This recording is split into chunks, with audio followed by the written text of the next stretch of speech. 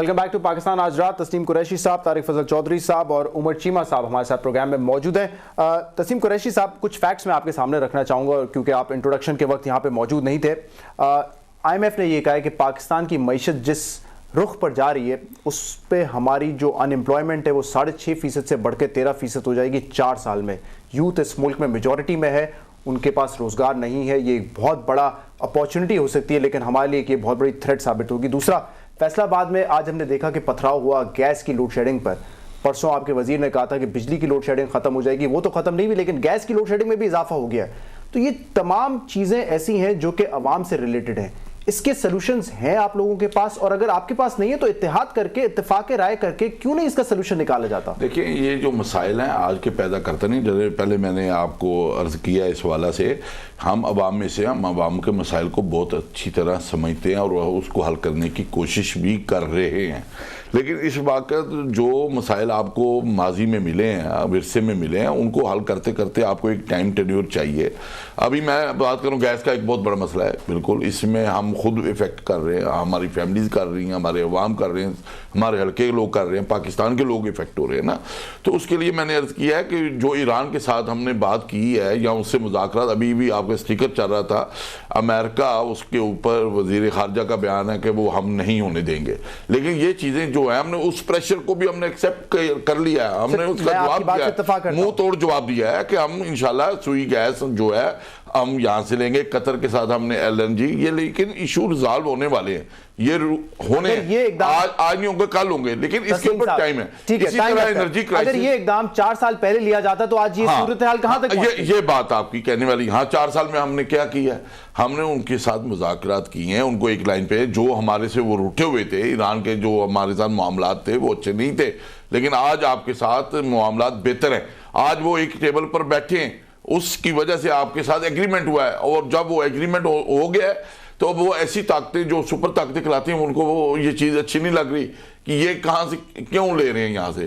آج ہم نے قطر کے ساتھ کیوں LNG کا کیا ہے کہ CNG کے متبادل میں LNG چاہیے, جس سے ہمارا جو پریشر ہے اس ملک کی بدقسمتی یہ ہے کہ میرے سن لینا 3500 CNG لگے ہوئے, 3500 CNG کو آپ بند کر دیں تو میں سمجھتا ہوں انرجی جو ہے سوئی گیس اس کی لوڈ شیڈنگ. لیکن اس وقت ماضی میں انہوں نے لائسنسز دے دیے لوگوں کو اور اس کا متبادل نہیں نکالا. آپ نے لائسنسز دینے پر بین لگایا, اس کے بعد 500 مزید لائسنسز دیا آپ کی حکومت نے. وہی تھے جو پہلے دے چکے تھے. نہیں سر, یہ نئے لائسنسز 500 نئے لائسنسز بین لگنے کے بعد دیے گئے ہیں. میں عرض یہ کر رہا ہوں, 500 کی وجوہات چھوڑیں, ٹوٹل میں کہہ رہا ہوں CNG کو بند ہونا چاہیے تھا.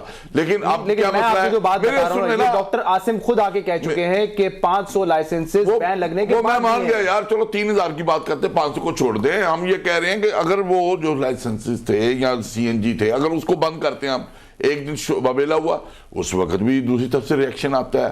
ان کا روزگار ہے, 22 لاکھ کے قریب گاڑیاں جو CNG پہ چل رہی ہیں. اب اس کا متبادل ہم نے کیا نکالا ہے کہ یہ چیزیں جو ہمیں آج پوری قوم فیس کر رہی ہے, اس کو حل نکالا. اس کے لیے ہم LNG کے ساتھ جو قطر کے ساتھ ایگریمنٹ ہے وہ انشاءاللہ فروری کے اینڈ تک مسئلہ حل تو نہیں ہوا, لیکن کیا ایک سمت دینے میں یہ بات نہ کریں کہ مسئلہ حل ہو گیا. لیکن اس کے میری بات مکمل ہونے, ہم یہ کہہ رہے ہیں کہ ہم ہوں یا نہ ہوں, کل جو آنے والا کل ہے وہ بہتر ہوگا. اس سے کوئی, میں سمجھتا ہوں جتنا پیک پہ مسائل نے جا چکے ہیں, اب اس سے زیادہ نہیں جائیں گے. اب یہ سولوشن کی طرف چل پڑے. مطلب آپ نے کوئی سمت دی ہے؟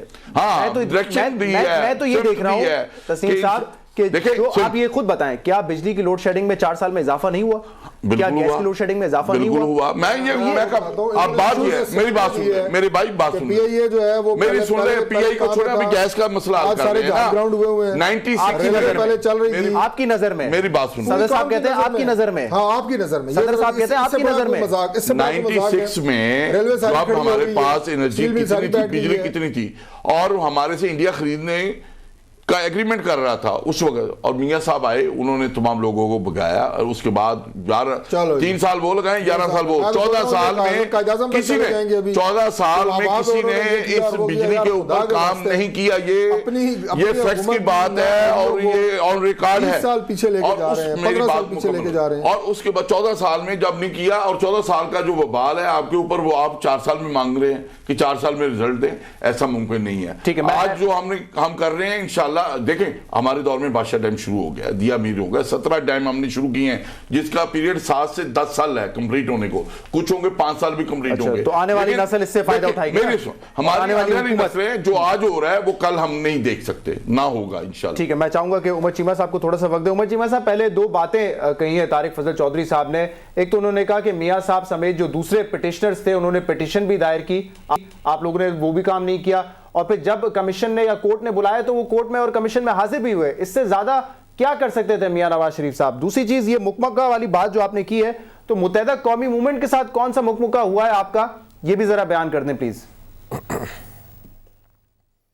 دیکھیں پہلی بات تو یہ کہ یہ میمو گیٹ میں پہلی دفعہ نہیں ہوا کہ پٹیشن دائر کی اور پھر بعد میں لندن چل گئے, پہلے بھی ہو چکا ہے. پی ایم ایل این 48 گھنٹے گئے, انہوں نے الٹیمیٹم دیا کہ جی آرٹیکل 6 کے اوپر پروسیڈنگ سٹارٹ کرے. اس کے بعد کیا ہوا, میاں صاحب کو جدہ بلا لیا گیا.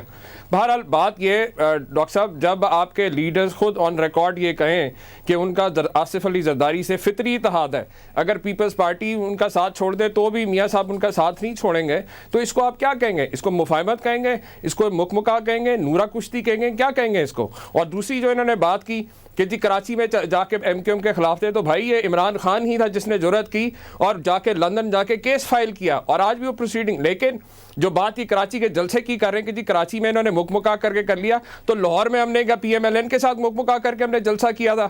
سو لہٰذا بات وہ کرنی چاہیے جو ایک لاجیکل, کم از کم خالی صرف ہمیں اپنے کسی کی نااہلی اور کرپشن کو بچانے کے لیے ایسے بے بنیاد قسم کی بات کم از کم نہیں کرنی چاہیے. اور ہم نے بھی کبھی تنقید کبھی نہیں کی. ہماری میاں صاحب سے یا آصف علی زرداری سے کسی سے کوئی ذاتی لڑائی تو ہے نہیں. ہم نے ہمیشہ کوشش کی ہے کہ عوام کے مفاد میں جو مسائل ہیں, جہاں پہ نااہلی ہے, کرپشن ہے, اس کی نشاندہی کی جائے. اور ہم یہ سمجھتے ہیں اب آپ کے سامنے کہ یہ تمام یہ کہتے ہیں جی سٹیٹس کو کی جماعتیں نہیں ہیں. کیا ڈاکٹر صاحب سے اور یہ قریشی صاحب بیٹھے ان سے پوچھیں, اس وقت یہ جتنی جماعتیں پارلیمنٹ میں بیٹھی ہیں سب سے بڑا تھریٹ اپنے آپ تحریک انصاف کو اپنے لیے تھریٹ سمجھ رہی ہیں. انہی کی جماعتوں کے اسٹالوارٹس, ان کے sitting M N As, M P As, ministers جو ہیں وہ تحریک انصاف سے رابطے کر رہے ہیں, جوائن کرنے کے لیے ٹک ٹاک لیے اور آنا چاہ رہے ہیں, اور یہ ان کو پیچھے سے دبوچ رہے ہیں. تو کیا یہ سب کے سب اکٹھے ہو کے کیا اس چینج کا راستہ روکنے کے لیے اکٹھے نہیں ہو رہے؟ تو یہ اسٹیٹس کو بچانے کے لیے تو چینج کا راستہ روک رہے ہیں. اور بات یہ ہے کہ جو آج 4 سال کے اندر جو تباہی پھیری ہے, جو کرپشن ہوئی ہے, جو عوام کو مہنگائی, بے روزگاری, لاقانونیت کا سامنا کرنا پڑ رہا ہے, اور خاص طور پہ بھی آپ نے جو گیس کی جو پروٹیسٹ کی بات کی, اگر آپ اس کی حقیقت میں جائیں, اس کی تہ میں جائیں کہ یہ مسئلہ شہزاد, یہ جو گیس لوڈ شیڈنگ کا خاص طور پہ جو پنجاب کے اوپر فوکسڈ ہے, تو اس کے اندر بھی آپ دیکھیں گے تو آپ کو وہی کمپرومائزز نظر آئیں گے کہ جو این ایف سی ایوارڈ میں کیے گئے, جو بعد میں کیے گئے, کہ آج باقی صوبوں میں وافر مقدار میں موجود ہے, لیکن پنجاب کی انڈسٹری بند ہے گیس لوڈ شیڈنگ کی وجہ سے. تو کیا پنجاب کے حکمرانوں کے اوپر کوئی اس کی رسپانسبلٹی نہیں آتی کہ جو پنجاب میں انڈسٹری لگی ہے, جب یہ بیٹھ کے کمپرومائزز کر رہے تھے, معاہدے کر رہے تھے, تو ان کو بھی ان کے رائٹس کو پروٹیکٹ کیا جاتا. چیمہ صاحب مجھے یہ پتا ہے کہ مسائل کیا ہے, اور مسائل سب کو پتا ہے. بھی آپ نے بات کی کہ یہ جو موجودہ حکمران ٹولہ ہے, ایک گرینڈ کرپشن الائنس کے تحت, اس کا صرف ایک 1 پوائنٹ ایجنڈا ہے, اور وہ صرف یہ ہے کہ ایک دوسرے کی کرپشن کو بچاؤ اور سٹیٹس کو جو ہے پرولونگ کرنے کے لیے ہر طرح کے لیے آپس میں اکٹھے ہو کے خلاف کھڑے ہوئے ہیں.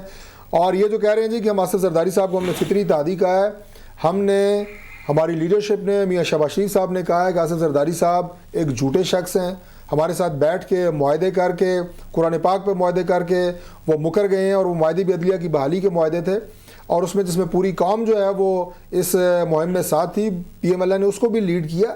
یہ بات کہہ دینا جناب کہ ہمارے سب کو فطری اتحاد ہے, لیکن میں آپ کو ایک چیز آپ کے لیڈر تو میاں نواز شریف صاحب ہیں, ایشوز پر بات کرنی ہے نا, بات اس پہ ہوگی. نواز شریف صاحب کی بات دوسری لیڈرشپ کو صرف گالیاں دے کے, دوسری لیڈرشپ کے اوپر صرف حرف تنقید رکھ کے, یہ بڑا آسان کام ہوتا ہے. جو شخص بظاہر ہے کسی بھی کرسی پہ بیٹھا ہوتا ہے, اس کے خلاف آپ بات کر کے اپنی, آپ اس کو پروگرام کو یا اپنی پارٹی کے ایجنڈے کو آپ اس طرح پروموٹ نہیں کر سکتے. کسی ایجنڈے کے ساتھ آنا چاہیے اور آپ لوگوں کو پروگرام دینا چاہیے.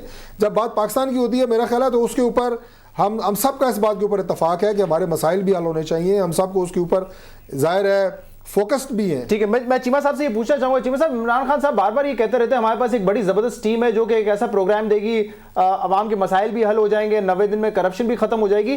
لیکن وہ زبردست ٹیم یا تو مشرف کی سابق ٹیم ہے, یا آپ کہہ رہے ہیں کہ وہ نون لیگ سے آ رہے ہیں, یا وہ پیپلز پارٹی سے آ رہے ہیں. تو یہی ٹیم ہے نا, آپ خود اس چیز کا اعتراف کر رہے ہیں. نہیں, ایسی بات نہیں ہے, یہ وہ ٹیم نہیں ہے. ہمارے پاس بڑے اچھے ایکسپیرینسڈ اور بڑے قابل لوگ جو ہیں ٹیکنوکریٹس کی بھی ٹیم ہے اور اسی طرح ہمارے اپنے پرانی جو پارٹی کے لوگ ہیں وہ بھی کئی کمیٹیز کو ہیڈ کر رہے ہیں. اور انشاءاللہ تعالیٰ آپ دیکھیں گے الیکشن سے پہلے ہم اپنا پورا جو ہے ایک ریفارم ایجنڈا لے کے آئیں گے قوم کے سامنے کہ ہم اب پہلے خاص طور پہ 90 دن کے اندر شارٹ ٹرم لانگ ٹرم ہمارے کیا انیشیٹوز ہوں گے اور ہم کس طریقے سے سمجھتے ہیں کہ بے روزگاری کا خاتمہ, کرپشن کا خاتمہ, باقی جو عوام کے مسائل ہیں ان کو حل کرنے کے لیے ہم جو ہے یہ ایری فیری قسم کی کہانیاں, ونڈو ڈریسنگ پالیسی لے کے آئیں گے. آپ کہہ رہے ہیں کہ الیکشن سے پہلے آپ اپنا ایجنڈا دے دیں گے. تسیم قریشی صاحب, ویسے تو مجھے لگتا ہے کہ اس ملک میں کسی پارٹی کے پاس بھی ایجنڈا نہیں ہے, کیونکہ اگر آپ کی پارٹی یا نون لیگ کے پاس ایجنڈا ہوتا جو اس وقت پارلیمنٹ میں, تو ملک کا یہ حال تو نہیں ہونا چاہیے تھا نا. دیکھیں ایجنڈا سب کے پاس وہی ہے جو ذوالفقار علی بھٹو دے کے گئے ہیں, وہ پیپلز پارٹی کا ایجنڈا ہے. آج سب غریب کی بات کرنے لگے ہوئے ہیں, یہ پیپلز پارٹی غریب ہے ہی ملک میں, غریب تو نہیں کی بات ہوگی نا. وہی ایجنڈا میں نے یہی کہا تھا, ذوالفقار علی بھٹو نے کہا تھا ایک دن آئے گا ہر پارٹی یہی بات کرے گی, اور آج وقت نے ثابت کیا ہے کہ ہر پارٹی, آج عمران خان غریب ہے تو انہی کی بات غریب آدمی کے سارے کو چلتے ہیں نا, اس کا دل جیتنے کی کوشش کرتے ہیں, ان کو کہانیاں سناتے ہیں, کبھی ادھر سے کوئی کہانی سنا رہا ہے, کبھی یہ سنا رہے ہیں. ان کے پاس کوئی حل نہیں ہے غریب کے مسائل کو حل کرنے کا. حل اگر ہے تو غریب کا حل جو ہے وہ پیپلز پارٹی کے پاس ہے. اور انشاءاللہ جیسے آپ نے ملازمتوں کے حوالے سے بات کی, میں سن لیں, آئے گی ہر چیز آئے گی انشاءاللہ, وہ سامنے آئے گی. میں آخر کہہ رہا ہوں, آج ہمیں اس دہشت گردی کی جنگ نے جتنا نقصان معاشی قتل پاکستان کے عوام کا ہوا ہے کسی کا نہیں ہوا. اور آج ہماری انڈسٹری کیوں طارق فضل چودھری صاحب, ہم یہ کہہ رہے ہیں کہ انشاءاللہ ان مسائل سے ہم نکل رہے ہیں, اور انشاءاللہ جو جمہوریت کا ٹرانزٹ پیریڈ تھا, ہم یہ نہیں کہہ رہے کہ مضبوط جمہوریت ہے. ٹھیک ہے, میں چاہوں گا کہ عمر چیمہ صاحب, طارق فضل چودھری صاحب, تسیم قریشی صاحب, آپ تینوں کا بہت بہت شکریہ. ناظرین, فیڈ بیک کے لیے آپ ہمیں فیس بک کے پیج پر اور ای میل کے ذریعے فیڈ بیک بھیج سکتے ہیں. پاکستان آج رات کی ٹیم آپ سے ملاقات کرے گی کل. اجازت دیجیے, اللہ حافظ.